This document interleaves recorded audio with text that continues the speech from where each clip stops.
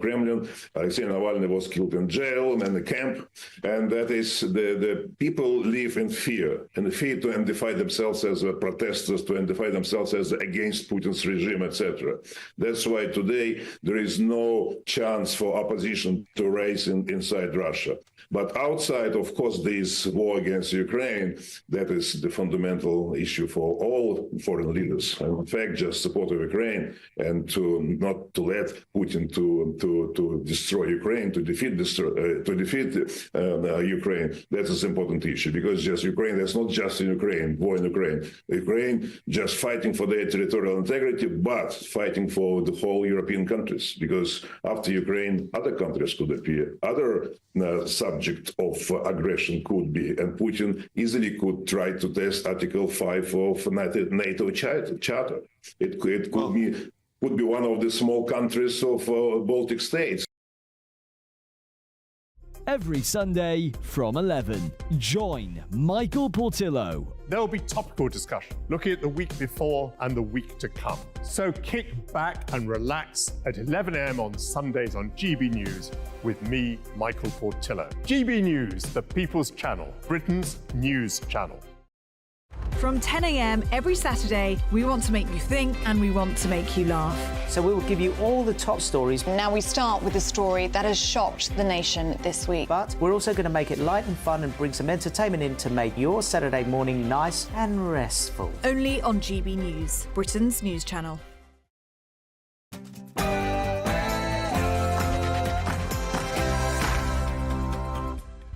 It's Saturday night and this is the Saturday 5. I'm Darren Grimes, along with Albion Corner, Belinda DeLucy, Benjamin Butterworth and Connor Tomlinson. Tonight on the show... Racial segregation in theatres isn't progress, it's madness. It's telling the truth on the BBC, now problematic to say the very least.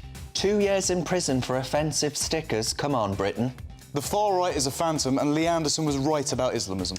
And it's time that baby boomers open their banks and hand their assets to millennials. Here we go. It's 7 p.m. and this is the Saturday 5.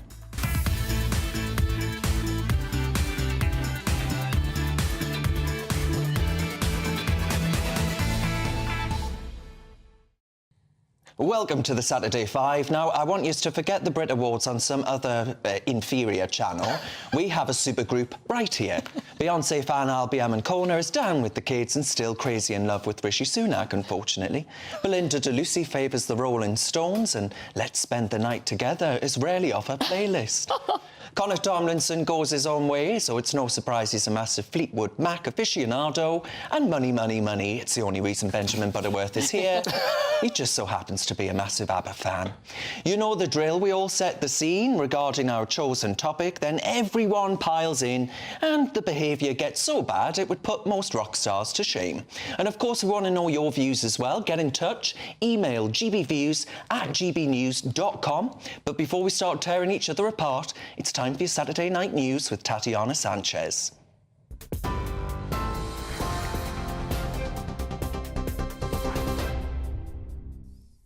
Darren, thank you and good evening. Your top stories from the GB Newsroom. Dozens of pro-Palestine marchers took to the streets across Britain today after the Prime Minister called on organisers not to let extremists hijack protests.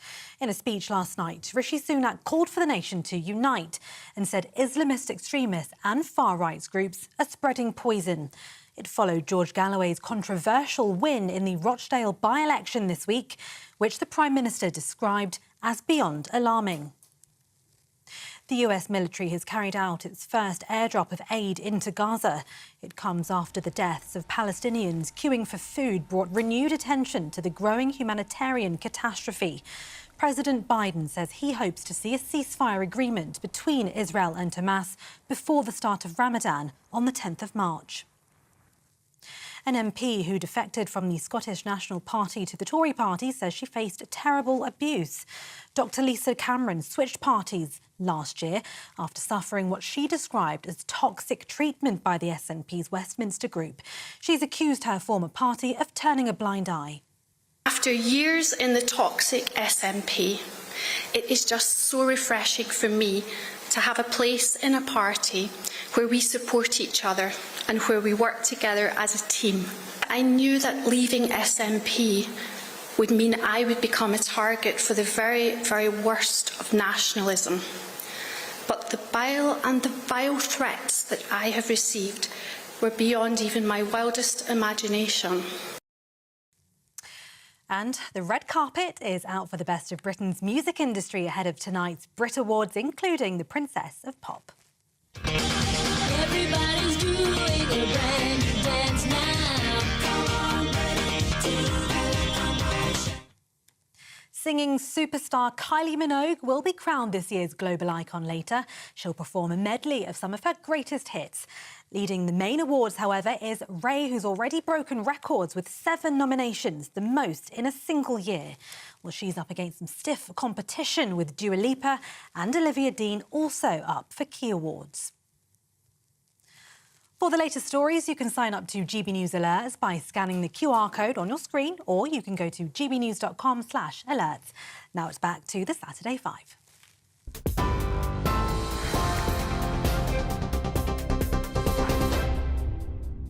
It's Saturday night and you're with the Saturday 5. I'm Darren Grimes and I can promise that you're in for a very lively hour.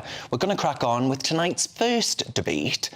It's me, first of all, and I tell you what, I'm ringing those alarm bells like a Geordie at St James's Park, because I want to talk to you about the case of Sam Malia, a man sentenced to 2 years in jail for running a sticker library. And now I think it's actually quite a chilling forecast. Malia, maybe you wouldn't want him over for a cup of tea with your mother, but since when did stickers become more criminal than actual crime? His slogans shouted of white genocide and Muslim rape gangs, offensive.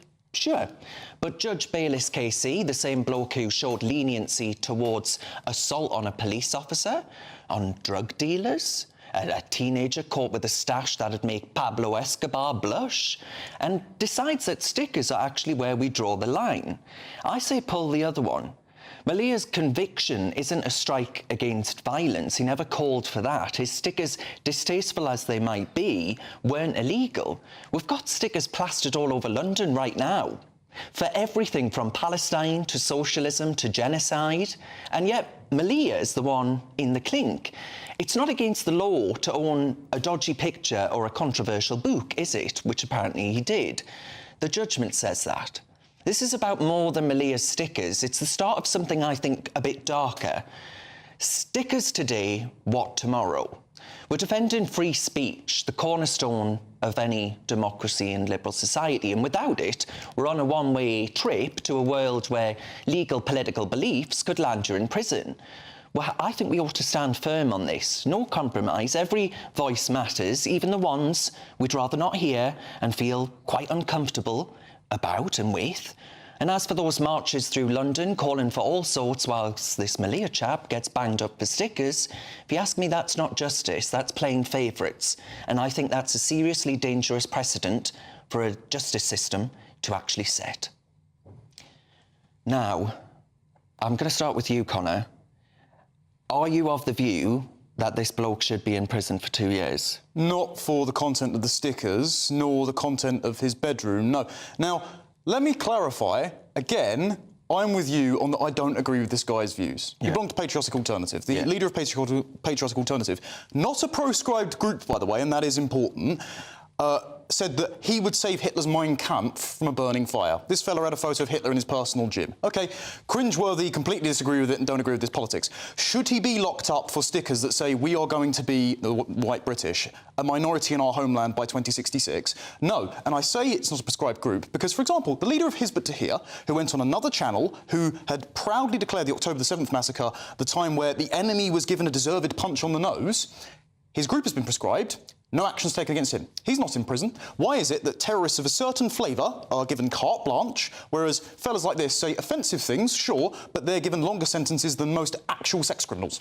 I mean, Belinda, do you share those sentiments? We were speaking backstage, and you said, and I said, you must say that Oh, because yes, you were bang on. it's the double standards, really. I think everyone just wants fair play. I mean, it's part of British culture, this need to be treated equally, especially in a society that's changed so rapidly over the last few decades. We need that equal treatment. And where you had the two girls that were wearing the highly offensive stickers or labels of the Hamas paragliding in to rape and kill all those poor young people at the music festival, and they were let off with a slap on the wrist. And I just feel like it is going to increase suspicion and division in communities unless justice treats everybody completely equally. But they shouldn't have been let off with a slap on the wrist, and I don't think Malia should be let off with a slap on the wrist either. And okay, but why is it happening? Maybe 2 years in prison is too long, and maybe the punishment is too harsh. But this guy got done for inciting racial hatred, I believe, in a court, and a jury decided that that was what he was going to be charged with. Was he calling for violence? I trust the criminal justice system. Let's have a read of some of the things that this man actually had on his stickers. Reject white guilt. Connor, you might like that. Nationalism is nurture. Let me read them all out, and then we can have a debate about them. That's weird. Nationalism is nurture. Labour loves Muslim rape gangs. We will be a minority in our homeland by 2066. Diversity designed to fail, built to replace. This is not a man I would be defending on national television. None of those are objectionable. I didn't say I was against yes, free you speech. just have. You I just didn't. have. I said this is not a man I would defend on national television. I think you picked an awful example to make this point. This is a man who has Nazi sympathies, and here you are defending his free speech. Hang on, which were those That's what free speech actually means. Come on, Darren. That is what free speech means. This is just nonsense. Darren, so you're defending Nazis now? No. That's your defence of free speech. So you're No, not at all. Not with at all. pictures of Hitler in their house. What? But he has not broken the law by having a picture of bloody Hitler in his house. But Michael Gove on his bookshelf had a book on Hitler. Do you think Michael Gove should be in the clink? I think that in this case, I trust the criminal justice system. You don't believe in free speech? Guilt to authority, you're not actually giving your own opinion there. Which of those statements were actually objectionable? Please tell me. I think all the statements were objectionable. What, we should... Oh, hang on a minute. We should all have white guilt. Objectionable. We should all have white... So then why is white guilt objectionable? I think the statements in that were objectionable. To say... No, you would wear that sticker with pride. To say diversity is replacement and basically peddling this conspiracy theory about the Great Replacement Theory... Do you know what the Great Replacement Theory was? I just would not defend free speech. Have you read René Camus? With some far-right Have you read it? You don't believe Have you read it? How is he a far-right thug? What did he do that broke the law? He was done for inciting racial hatred. You've just called him a thug. He is a far-right thug. Can I speak, Darren? This is your story, What Darren. did he do? He got done for inciting racial hatred. Over stickers, which you haven't been able to prove actually do hold racial hatred or intent. I trust the criminal justice system, and if the criminal justice system found this man guilty of inciting racial hatred, you do not believe then I agree with the criminal justice system. Only your speech that you that's like. not what I said. I said I agree with the criminal justice system. That's exactly what you said, and I think you've made your point I agree with the criminal totally justice clear. system. Darren, Benjamin. Why do you think he had a picture of Adolf Hitler in his house? Because he's an awful man, and I find the Holocaust and everything associated with the Nazis to be absolutely abhorrent. But it's not illegal. Well, that's very generous of you, Darren. Look, the truth is that in a legal system, the question they will be asking is, was there intent behind his printing and spreading of this propaganda in sticker form? And when he has a picture framed on his bedroom wall of Adolf Hitler, then I would say that clearly shows the intent behind his behaviour. So hang on. And that is why it must be criminal. Labour want to actually make it illegal to misgender somebody. So if I have a poster in my house that says trans women aren't women, are you going to say I have the intent and that I've therefore broken the law? Is that the position that we're going to now find ourselves in? If you then printed stickers and handed them out around the streets... What, saying trans women aren't women? I will gladly do that. I'll give you one straight away. And tried to confront trans women in the streets with those things, then I would say that should be hate speech. What evidence do you have that he was confronting people on the streets? Well, why do you think he was stickering? For the same reason... Actually, you've spoken a lot online. For the same reason get your facts that the right, people Benjamin. on the Palestine marches have been using those phrases and they put posters and stickers everywhere. They want to spread their propaganda, their view. That's why he's doing it. He has an intent to spread racial division and racial hatred. This is a guy with Hitler on his wall, and I think it is a diabolical example to pick. Yes. I think actually that there are a lot of people with really abhorrent views that are, dare I say, in the Labour Party who will be having posters and all the rest of it. You demean yourself. To really, really you demean yourself when you compare people in Keir Starmer's Labour Party had a little to red book. Nazis. Hang on. Dawn Butler said Mao did more good than harm. Mao killed over more They all than do people. it. Well, anyway, that was a different black woman. Sorry, Diana. Let's respect Albie's right to free speech. Away you go, Albie. Oh, thank you so much, Darren. So, African-American playwright Jeremy O. Harris brought his 12th-time Emmy-nominated play to London for a run on the West End, but he got himself in a bit of hot water this week when he went out on the media round to promote his 12-time Emmy-nominated play. Let's take a listen. No one is saying that by inviting black audiences here, you were uninvited. On Broadway, there were nights where tickets were only sold to people who identified as black. Are you going to do that in the West End? I'm so excited to, yeah. You are? Yeah. I mean, I think that one of the things that we have to remember is that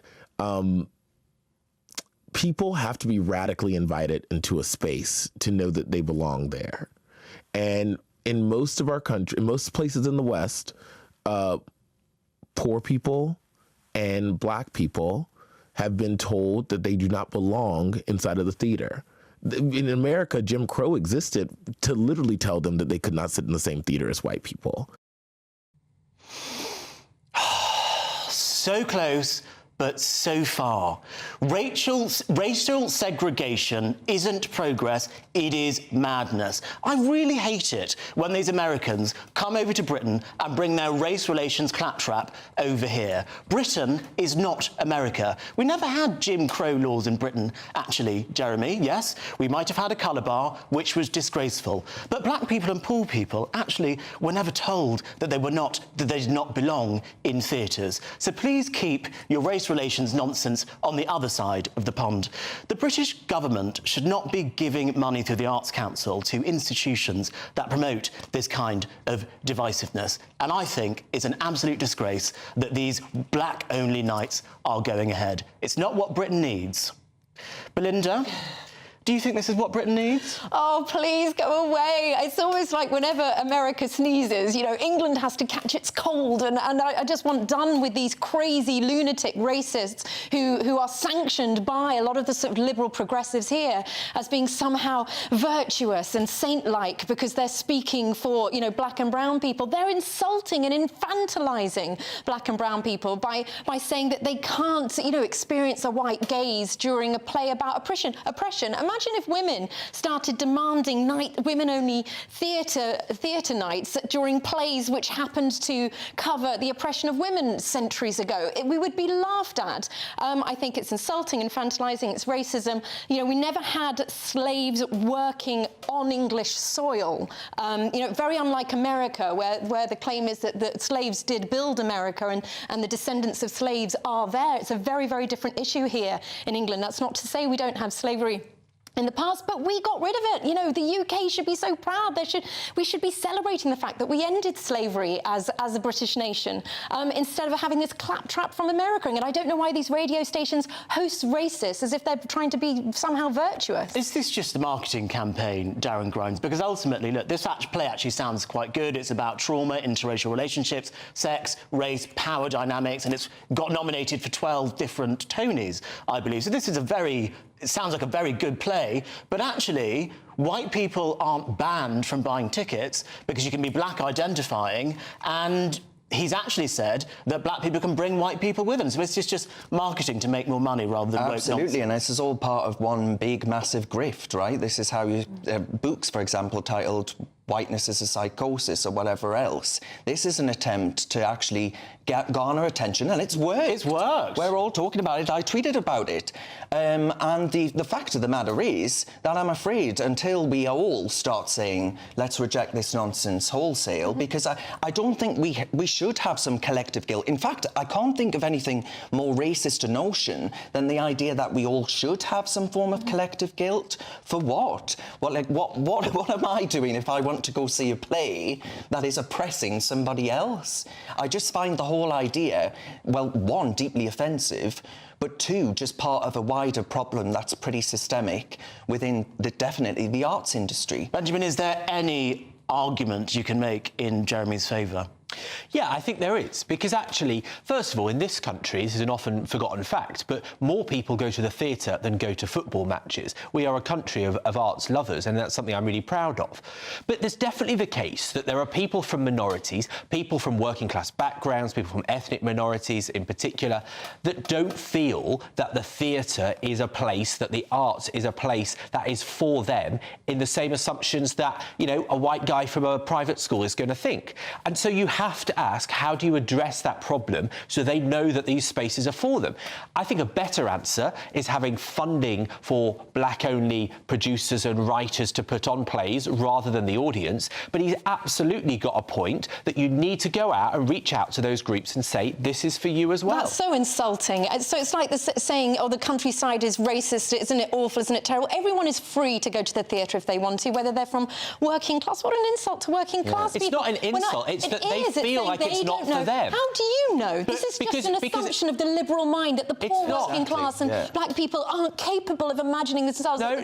How condescending and patronising. It's not. It's because if you go into a room full of people that all look the same, all posh old white people, then you will feel excluded, and you have to actively change those Benjamin, excuse me, but I am currently on a panel where no one else looks like me. I do not feel excluded. I do not feel oppressed. I don't feel like I need a safe space from white people. And I just don't think that what is needed in society is segregation. I think we need spaces that are going to be encouraging social integration, cultural integration, instead of promoting parallel societies. Connor, you must agree with that, surely. Oh, yeah, definitely. When you brought up the point about historical anachronism, in the 40s, the UK government had to fund films for American GIs to understand that we don't segregate our pubs over here when the Americans were stationed over here. Britain's never been segregated like America. But to your point, Darren, yes, it is a grift. It's absolutely a grift by the grievance industrial complex that wants to peddle a false myth about racism so they can line their pockets with money, as Ben has just endorsed. The aggregate effect, though, is really sinister, because no matter whether or not he means it sincerely or just to pack out the theatre from controversy, it heightens the tension of anti-white racism. And whether or not he means it just to line his own pockets, he speaks as if he has a vehement hatred of white people, which is being endorsed by all the institutions. And I just think, like you, we don't need racial segregation. I'd rather diffuse the racial tensions. Thank you very much. And I mean, look, would this actually put you off going to see the play?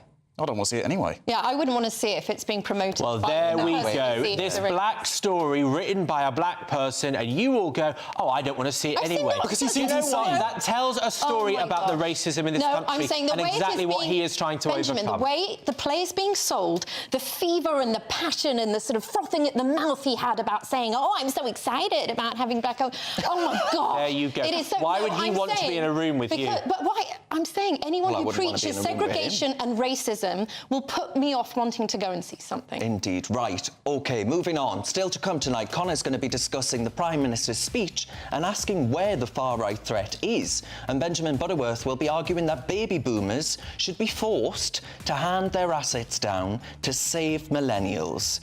He's hard up, that's what it is. But up next, Belinda DeLucy is going to be discussing the BBC's latest trans row, in which a presenter has been found guilty of breaking rules by calling trans women males. Goodness gracious me. You're with the Saturday 5 live on GB News.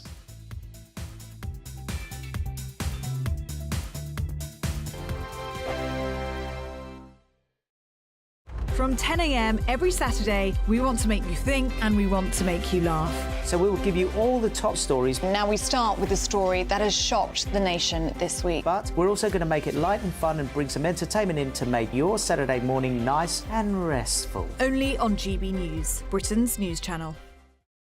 Nana Queer, weekends from 3 p.m. Sadiq Khan, Yeah. 6.3 million on a virtue signal, load of lines. Why is he spending the people's money in this way?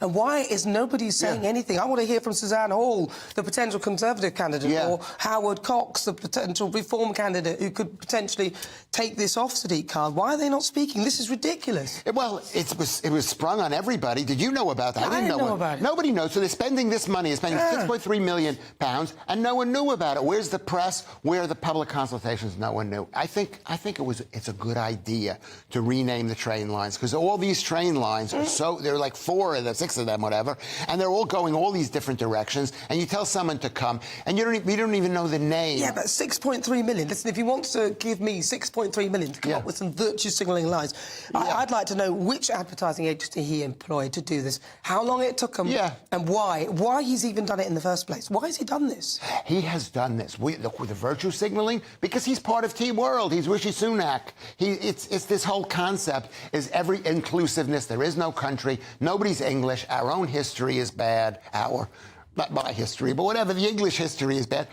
And it's a denial of history. It's Orwellian or something. Yeah. Not that I know about. I think it's an absolute absurdity that Sadiq Khan should be doing that. He's got a knife crime epidemic, a crime epidemic, people stealing watches off people walking down the street. Yes. You've got the burglary at an all-time high. London, a lot of people are put off by it. And this is what he spent £6.3 million on. This could have been a bit to speak as to why. He doesn't need to speak. People need to speak out and say, well, why didn't we know about this? But the idea, can I say something to you, Nana? The idea is right. It's like, for example, take the Northern Line. You know, there are 6 Northern Lines. 6 Northern Lines. 6 different Northern Lines, maybe more now, because one goes from Mill Hill East to Mill Hill. This was the overground he was... GB News, unlike other broadcasters, isn't obsessed with the London-Westminster bubble. We think there's a nation beyond the M25, and that's why we talk about the issues that matter across the land. Join me on State of the Nation, 8 to 9 o'clock, Monday to Thursday, on GB News. Daisy's listening, and you should too. Good afternoon, Britain. Good afternoon, Britain. Join us, Tom and Emily, To find out what's happening in the heart of Westminster. and why it matters to you. Weekdays from midday, we bring you the most compelling stories from across the United Kingdom. And from your doorstep to our inbox. That's right, we want to hear from you. GB News, Britain's news channel.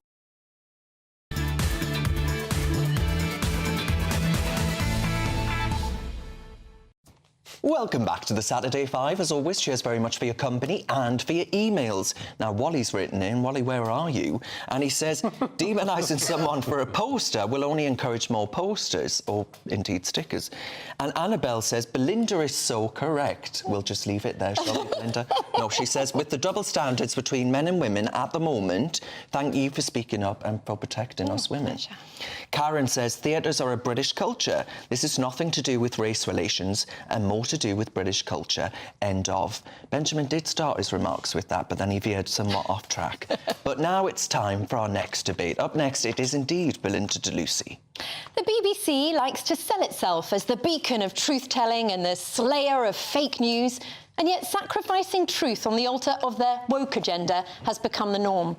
Having rejected complaints over their false reporting that a double rapist was a woman, this week the BBC upheld a complaint against one of its journalists, Justin Webb, for saying trans women were male. An actual fact. Oh, the heresy. Oh, the blasphemy. Facts are a hate crime now. Burn the witches. This is Orwellian.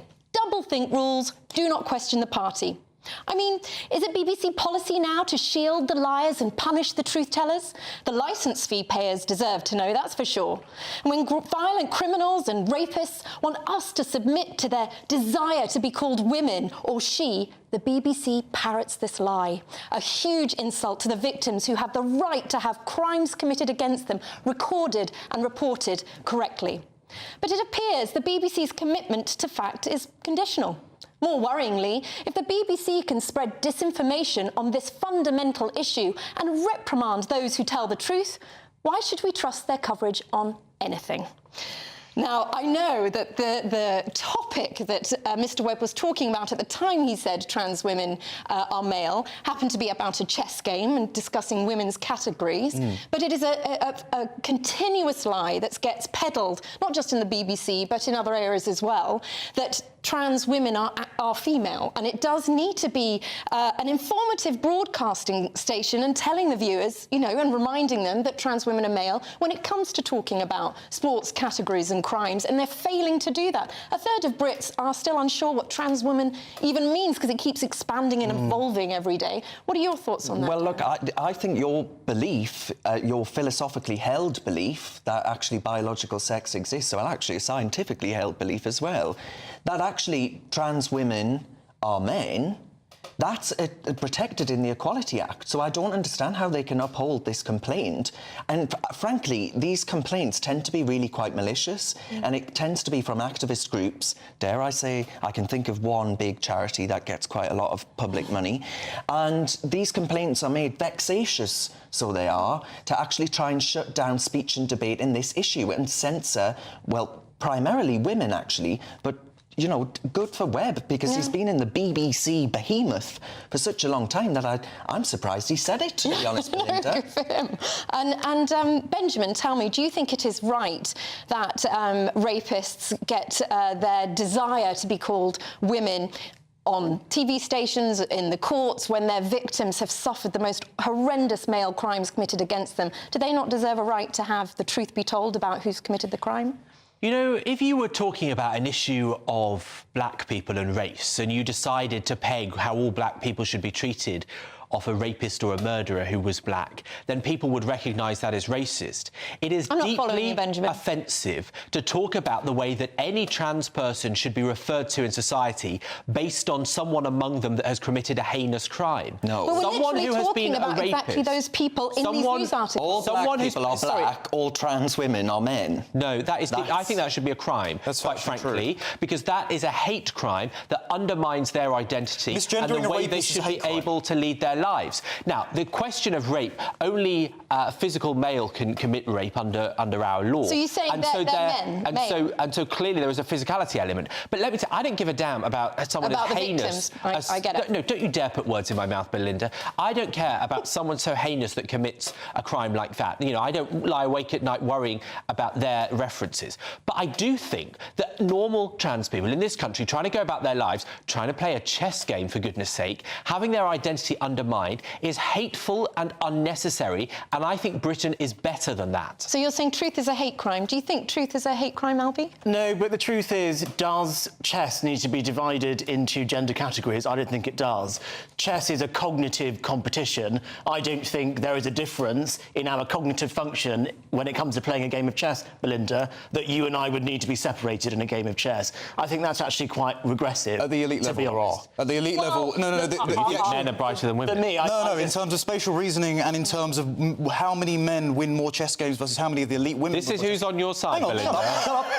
One second. If you want... Little pound shop Jordan Peterson over here. If you want women to have a chess tournament, then there are going to be fewer women that are going to be able to compete at the elite level with men, because when we do mixed categories, fewer women get to the top. I like that you're not assuming my gender, but Belinda is the woman on here. Well, no, the point is, do you think we need segregation in chess? So the point with the chess game, even though this is a little bit of a diversion, is that there's a huge amount of difference between the money men get in chess compared to women. So it also, can women then identify as men and get more money? You know, it works the other way around as well. I'm with you on the trans stuff. All I'm saying is, we are supporting liars by funding the license fee. This is so nasty. These people aren't asking anything of you, but to have their basic identity Benjamin, we are respected. talking, in particular, my whole monologue was about violent criminals and rapists. Stop using this... The example that you were talking about. Yeah, but again and again, the BBC constantly refers to rapists as she or women, and I think that is utterly abhorrent, especially to the victims. Yeah, right. Still ahead. Britain's champion of woke, Benjamin Butterworth, will be arguing that baby boomers should be forced to hand their assets down to save millennials like him. Conor Tomlinson will be addressing Prime Minister Rishi Sunak's speech and asking where the far-right threat is in this country. You're with the Saturday 5 live on GB News.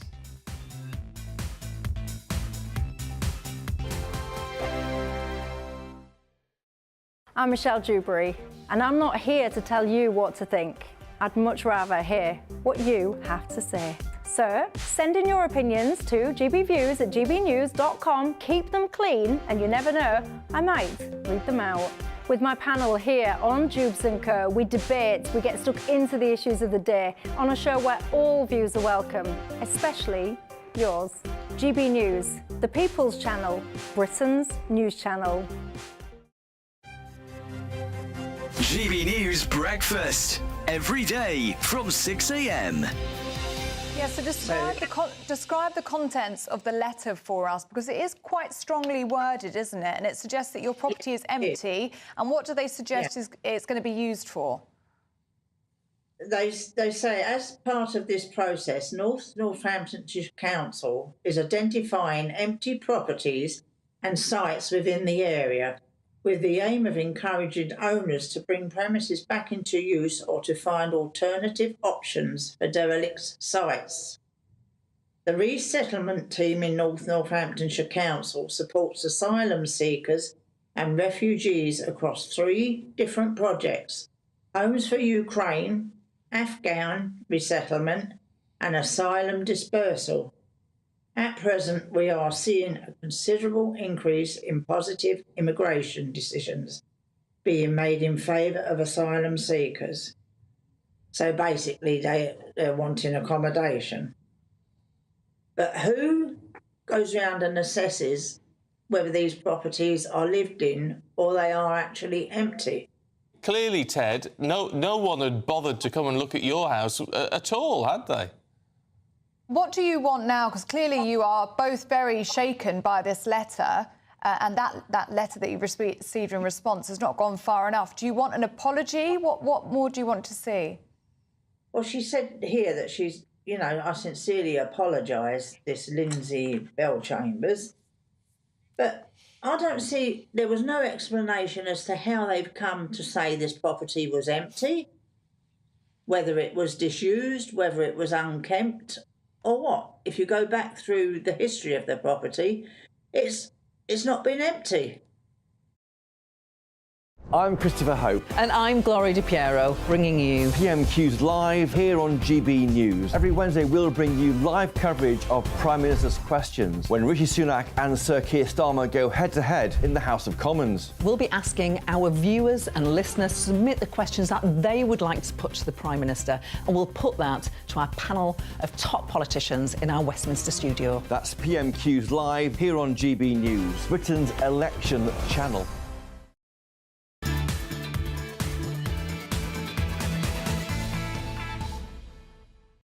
Welcome back to the Saturday 5. As always, thank you very much for your emails and indeed your company. Alistair's written in, and Alistair's written about trans people, and he says, trans people may think they've changed their gender, but their DNA, their chromosomes, their skeletal structure and their voice will all tell the truth. And Elizabeth is written in, and Elizabeth says, what keeps the working class and ethnic minority people out of theatres is the price of the ticket. Simple as that.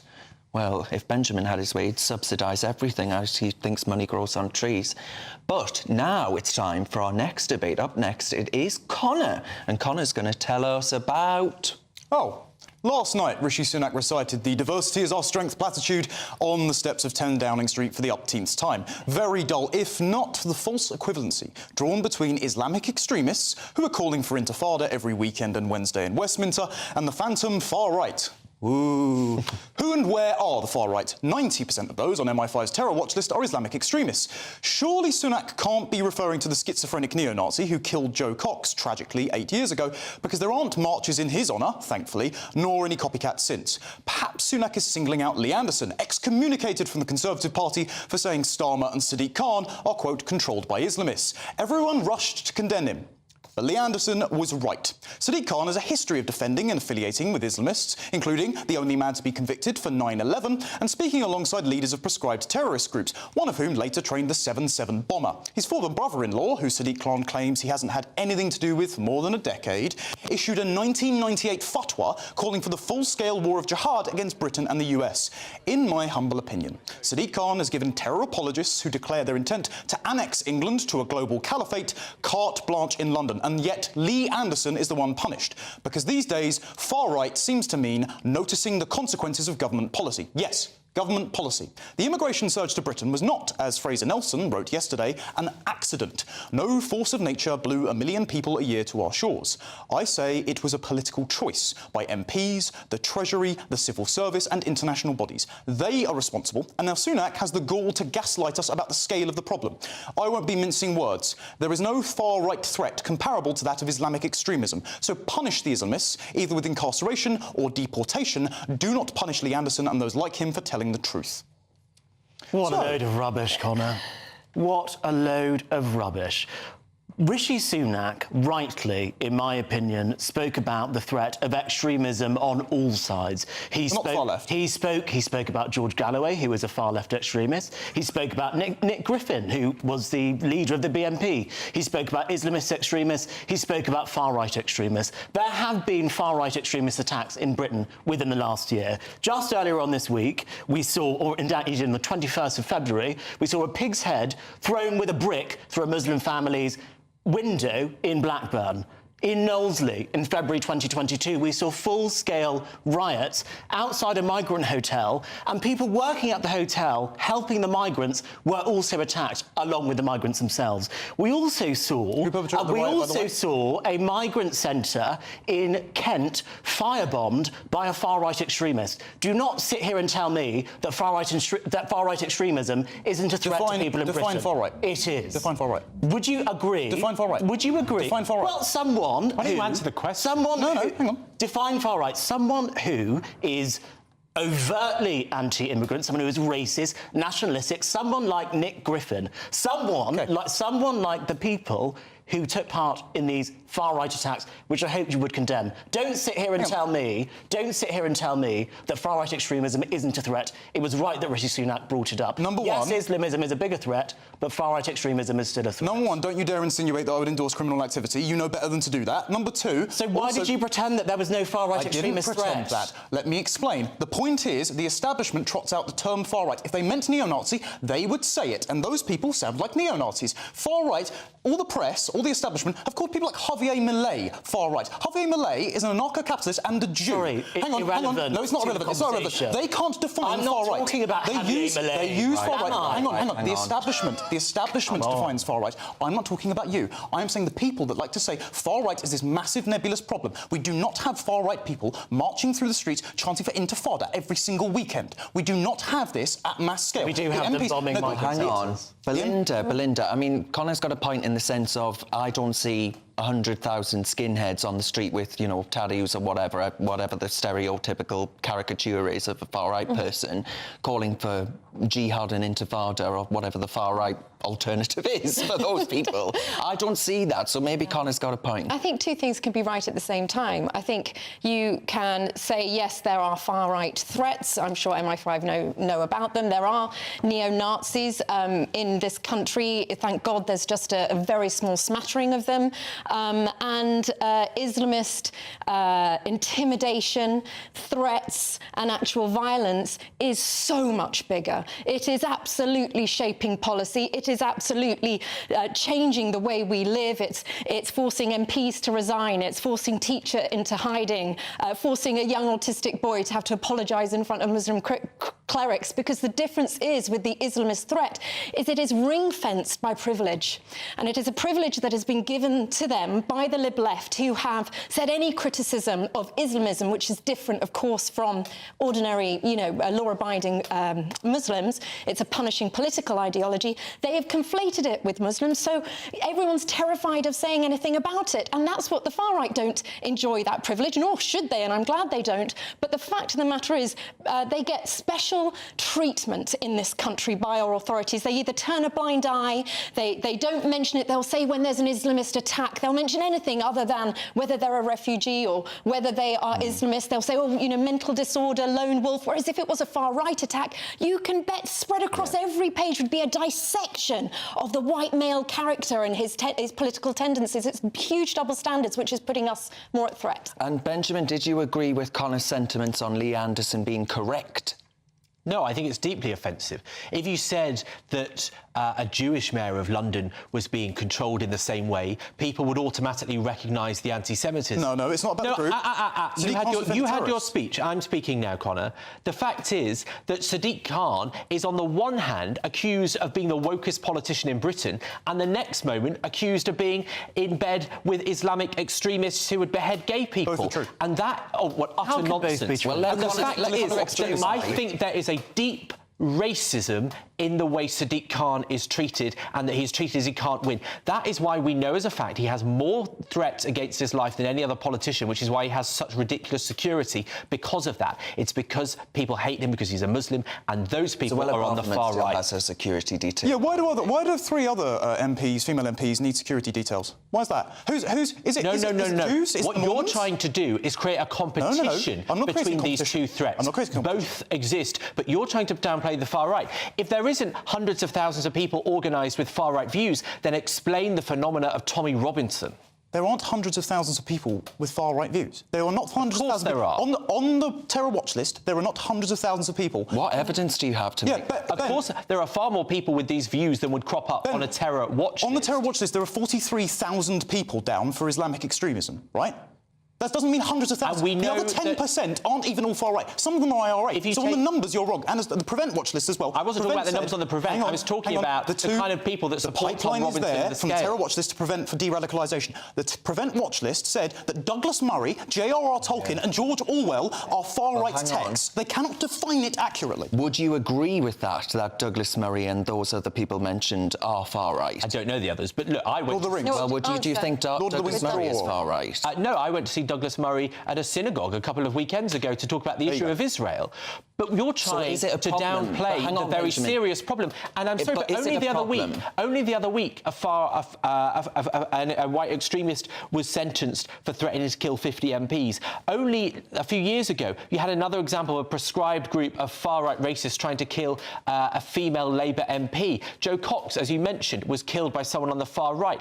I think your goal is to downplay that. I say they're both a serious threat. They're different threats, but you can't pretend they don't exist. No one is saying they shouldn't be in prison. No one is saying that, but it's because of the likes of you. You've totally gutted the term far right. Yeah. So people like me who just voted but Brexit... But then people are pretending it doesn't exist. No, like but I'm not with that. Of course it does, but it's it's ridiculous. It's not comparable. All right, we'll wrap up now. Still ahead, though, Benjamin Butterworth's going to argue that baby boomers should be forced to hand down their assets to save millennials. Should they? Let me know. You're with the Saturday 5 live on GB News. Big news, big debates, big opinion. Patrick Christie's Tonight is the week's biggest show. Every weekday, 9 to 11 p.m, we've got the inside track on the day's top stories. There'll be sharp takes you won't get anywhere else. We will set the news agenda, not just follow it, and I want to bring you along for the ride. Whatever it is, we'll have our finger on the pulse. It's news, but it's this close to entertainment. Patrick Christie's Tonight, 9 to 11 p.m, only on GB News, the People's Channel, Britain's news channel. Farage, Monday to Thursday from 7 p.m. We're always told that there is a huge need for care workers in Britain. We're always told that the salaries just aren't big enough against the benefit system for British people to want to do that work. And there probably is some real truth in that. And yet, if up to 25% of those that come are acting illegally, and it would seem up until now that in some areas foreign care workers come in but bring in almost the same number of family members with them, that we need to have a proper debate about this. I'm very pleased to be joined by Mike Padgham, chair of the Independent Care Group. If I accept those arguments for a moment, how can it be that the system is so lax that up to 25% are found by the Inspector of Borders and Immigration to be working illegally? Well, good evening to you, Nigel. It was good to join you. I mean, those figures are shocking to me. When I looked at it today, when I saw that 275 visas had been issued to a care home that didn't even exist, and a further over 1,000 people joined a company that only had previously 4 staff in it, it makes me wonder the bureaucracy of the Home Office didn't think to check that these companies exist in the first place, because it should be quite straightforward. if people are providing care, they're regulated by the Care Quality Commission. It's a simple phone call to check and double check. Sadly, there seems to have been very many loopholes at the beginning. I believe that's been tightened now, but I can't understand it because all the providers that are doing it in the proper way have to go through quite a rigmarole to actually get approved, and it takes months. So it beggars belief that this has happened and people have been approved for a company that doesn't even exist. I'm Michelle Dewberry, and I'm not here to tell you what to think. I'd much rather hear what you have to say. So send in your opinions to gbviews@gbnews.com. Keep them clean, and you never know, I might read them out. With my panel here on Jubes & Co, we debate, we get stuck into the issues of the day on a show where all views are welcome, especially yours. GB News, the People's Channel, Britain's news channel.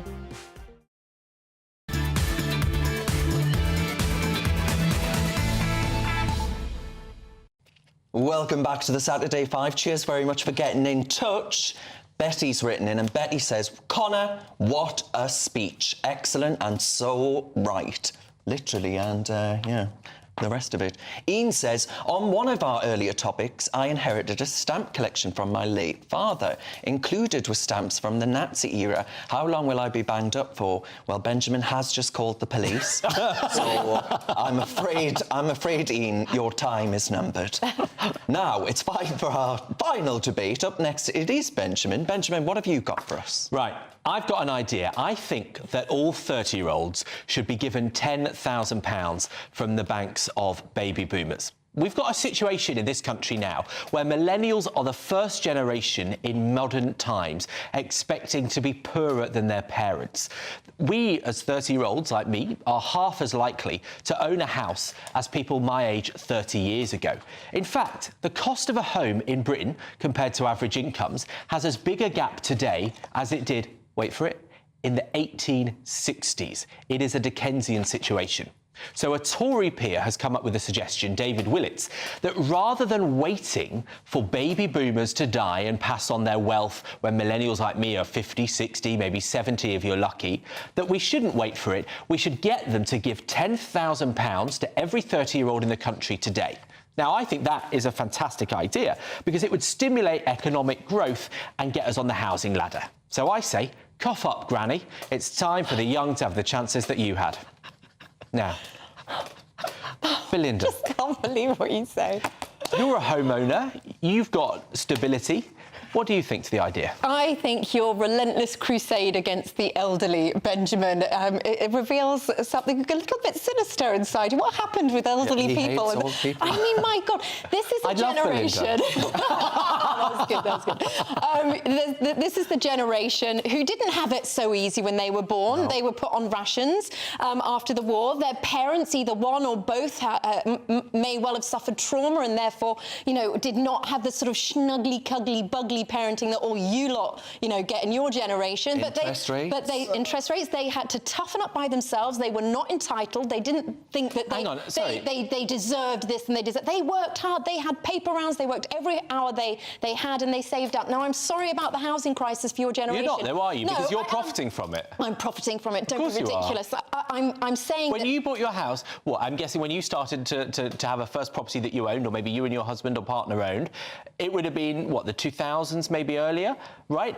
And it's 3 times the house prices now compared to that period. If this is the case, Benjamin... Have incomes gone up that fast? To penalise and punish the elderly when they have worked all their lives to put into the system and say, it's your fault, whingy, whiny, we're going to be envious... But Linda, we're being punished. No, well, by the politics, so be the change you want to see in the world. Taxes, I am actually, and I'm about to tell you about the change I want to see in the world. Oh, you're good, as long as it's not whining about it. I'm going to stop whining about it, but we are being taken advantage of at the moment to profit, to help the old. Most of taxpayers' money is spent in 2 departments, the NHS, so the health department, and the Department for Work and Pensions. Those departments disproportionately serve the older population. Now, I've got no issue with that, but let's not pretend that it is not young working people that is paying for the public services for old people. So actually, we are having it hard, and I just look at the future, and we see a future of perpetually higher taxes to pay for this increasing ageing population, a shrinking labour force, and you're here saying we've got nothing to worry about. The young stop voting for mass immigration parties. The young stop voting for parties just to point out, build houses. Immigrants actually pay taxes, pensioners don't. You cannot deny the massive relation, I'm sorry, to millions and millions coming here when we're only producing 200,000 to 300,000 houses a year. This is you're delusional, your generation. Stop voting for these parties. Even the Institute for Fiscal Studies has said that what you just said is a complete nonsense, because the migrants coming over here do need state support. To anyone that thinks it's crazy that a baby boomer should pass 10 grand to a 30-year-old, that is what we do to them in our taxes all the time. OK? And that is storing up danger for our economy, because you're going to have a generation of people that can't get basic financial stability. And that means two things that I care about. It means you can't have kids because you don't have the money to do it, and it means you're not going to take risks to build businesses because you don't have the money to do it. That's not the fault of the elderly. Leave them alone. Transfers of cash between generations are higher than they've ever been, and that's because older people are looking after younger generations. They're already doing what you are trying to call for Connor, you're the youngest on the panel. What do you make of it? I think your idea to just randomly redistribute £10,000, not just your idea but the Tory peers, to younger people is not going to stimulate economic growth. It's going to cause a massive spike in also the cost of deposits. So I think that's mad. But before I have a heart attack, I've got to agree with you.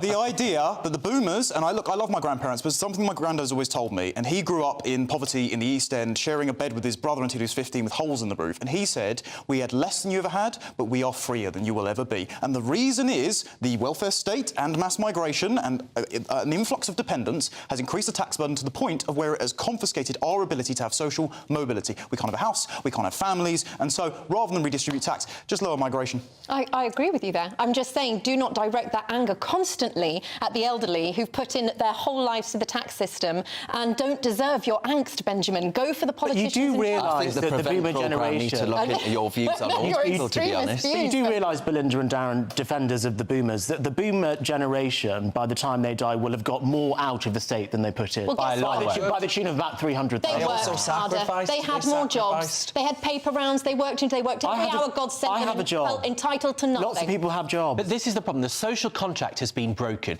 You have a generation of people that work hard. It's ridiculous to suggest that the average 20-something doesn't work home. Now you're revealing your true colours. You actually have a hatred of young people who are facing these problems. I've got 4 children who won't be able to buy their houses, and I'm not going to tell them to demonise the elderly and punish them for it. No, I'll say make your own life, make your own changes, be responsible for your own actions, and be the change you want to see in the world. That's why young people hate their parents, because they haven't helped them. I don't want to compare you. We used to before the boomers. I don't want to call you Carol Vorderman because you won't appreciate it. But how in the maths? That's the biggest insult I've had. Does someone on 30 grand a year buy a £450,000 starter flat? Something for you guys to work out and blame the government for. Leave old people alone. Who voted the government in? I was going to say, all of you moved to the northeast, but please don't. Thank you to my brilliant co-hosts tonight, but most of all, you wonderful viewers at home. Jackie has the right idea. She says, if millennials are all like Benjamin Butterworth, who wants to help them? Not me. Well, there we are. Now, next up, it's the brilliant Leo Kirst with the Saturday Night Showdown. Cheers for watching. See you next week. That warm feeling inside from Boxed Boilers, sponsors of weather on GB News. Hello there, I'm Greg Dewhurst and welcome to your latest GB News weather. It's going to be quite chilly tonight, some frost and fog and some icy stretches around, but Sunday should be drier and brighter. We currently have low pressure in charge of our weather, but it does start to move away through Sunday, allowing a drier day before then further wet and windy weather spreads in from the west for Monday. For this evening time, we do have outbreaks of showery rain, sleet and some hill snow across northern England, spreading into Scotland, parts of Northern Ireland and some western fringes of Wales too. Elsewhere, we'll see some clear spells, and as temperatures drop overnight, we'll see some mist and fog patches forming, some icy stretches too. Temperatures in the countryside -2 to -5 Celsius. So could be some tricky travelling conditions across central southern parts of England first thing, dense fog patches, but they slowly lift and break. And then for most, it's a bright and cheery day, plenty of sunny spells, a scattering of showers across